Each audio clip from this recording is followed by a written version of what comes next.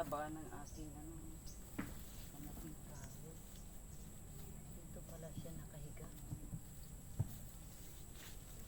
Ang taba niya. Magtatanim po tayo ng kamuting kahoy.